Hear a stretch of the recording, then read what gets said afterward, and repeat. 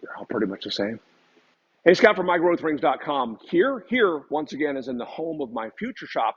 And we're back for the follow-up video on rotary planers. If you missed it, we talked about two of the three of these players back here behind me.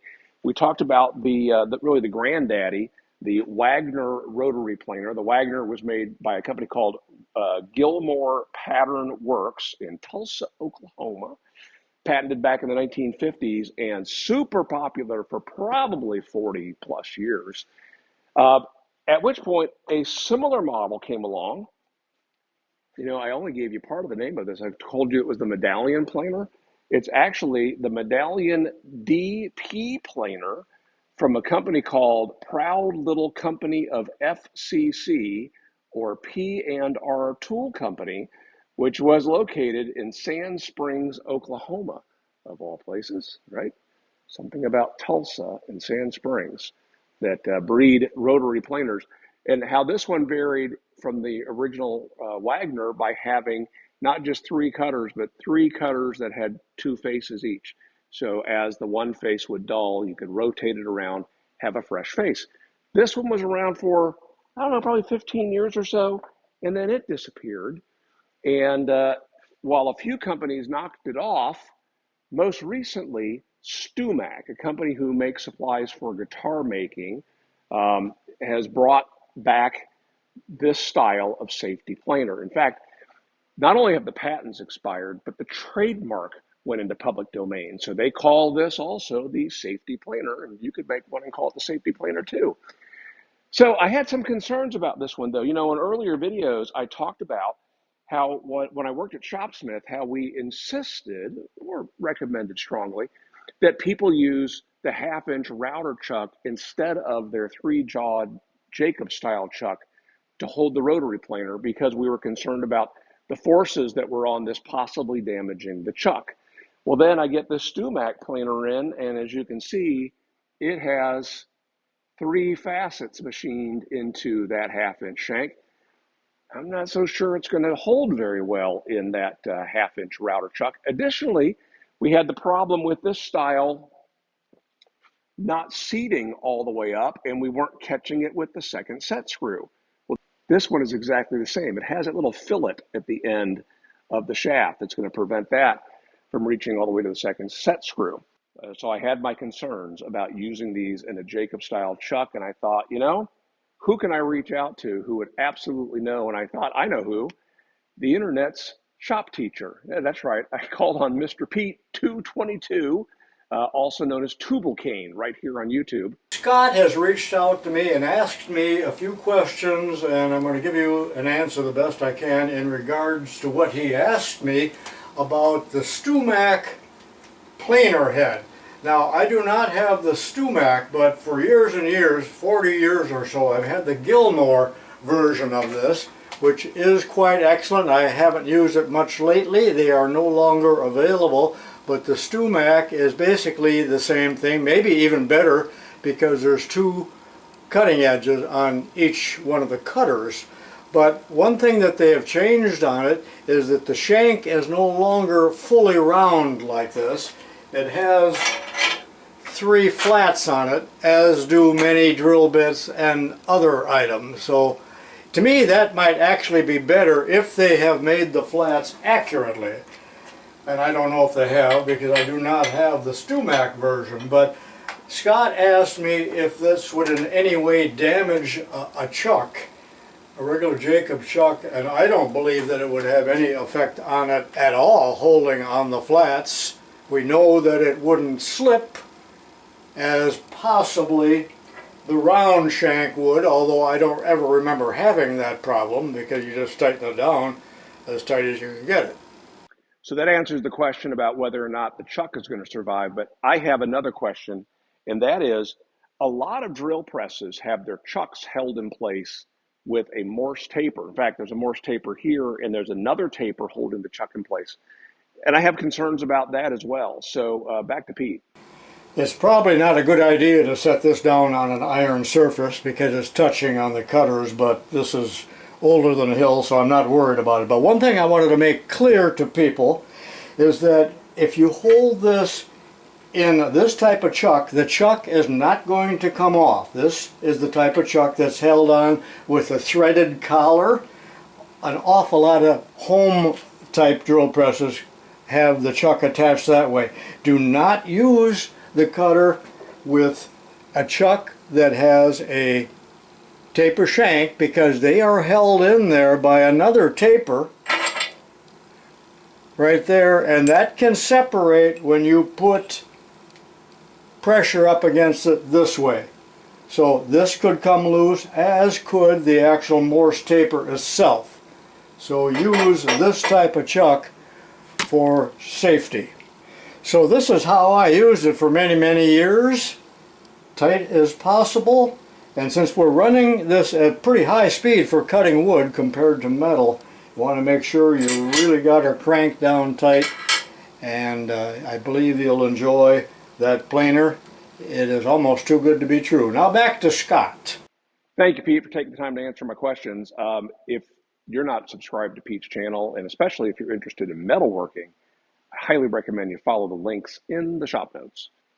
Now, right off the bat, the most common question that I received about this StewMac rotary planer was, are the blades interchangeable with either the Wagner or with the Medallion Planer? And I don't think so. And for one big reason, the cap screws that are holding this one in are metric.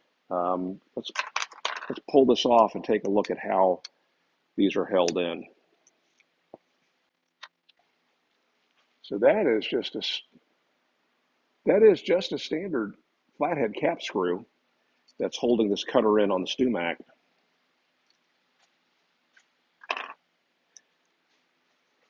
After you sharpen or replace these knives, you reinsert them and align the sharp edge, the tip of the sharp edge, right with the mark that's machined into the rim.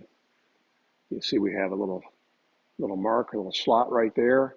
You line that up, and that's all there is to it after you've sharpened or replaced these. The Wagner, pull it out. So here's part of what makes the Wagner unique. Check out that screw. It's got a very tall head on it that allows the forces of that long taper, you can see it, to be exerted on a very large area of this aluminum.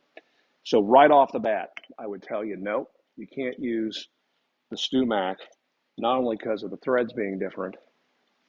I say that. All right, so I can now officially confirm to you that the replacement blades that are being sold by StewMac absolutely will not fit the Wagner or the Medallion. Not only are they metric, but the cap screws, as I mentioned, are the wrong shape for the Wagner. So now we know. All right, so we're going to go ahead and chuck this fella up. A 3-jaw chuck. This is a genuine Jacobs chuck. Modern shopsmith equipment has come equipped with Jacobs style chucks, but this is an oldie. And we've all heard, and it's absolutely true, you want to be sure to check all 3 tightening locations in order to properly center it. Let's give it a try. So we're just going to get right to it. I borrowed some cutting board parts from a buddy who makes cutting boards, Isaac, who also happens to be my son's brother-in-law, because we have the question, how will this behave on end grain? Now, this is not end grain, but let's go ahead and try this one. This is one that he had already surfaced a little bit with a router bit on a sled. And let's see how the StewMac planer does on this piece.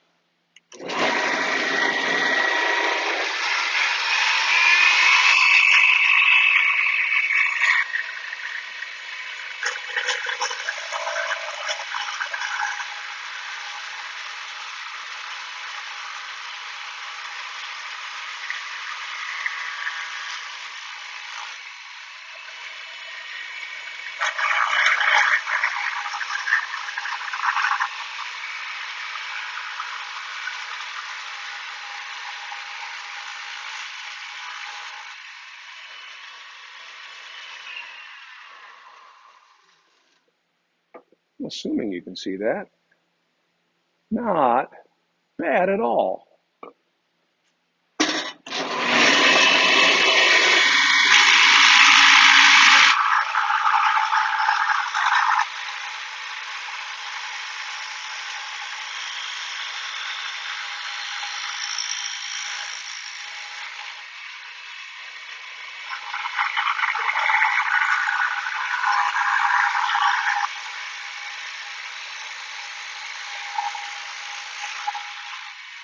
All right, so here we get into a reality of the safety planer, and that is your table's got to be flat.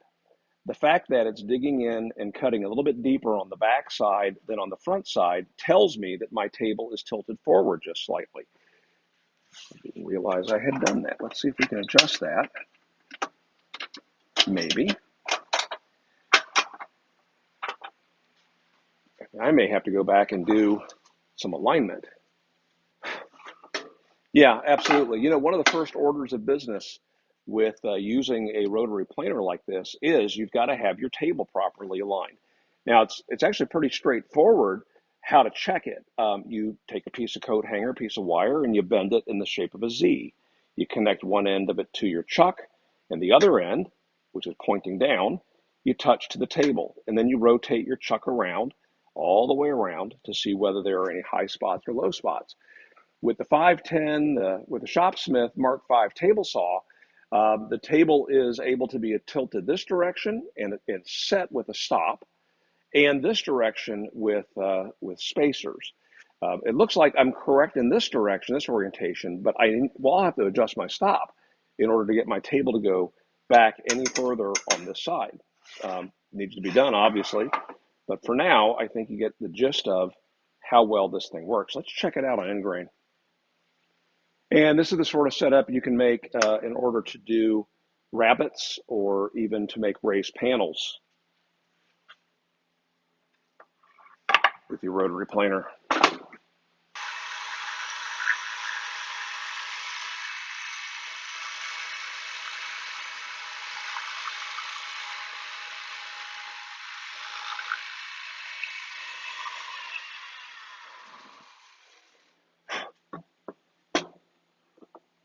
So quite a bit more tear out on Ingrain as was really to be expected. But if you didn't have a planer, not a bad approach. If you have any questions, comments, cheap shots, we'll do a follow-up video from my hotel in Orlando, Florida. Look forward to seeing you then. Make it a great day.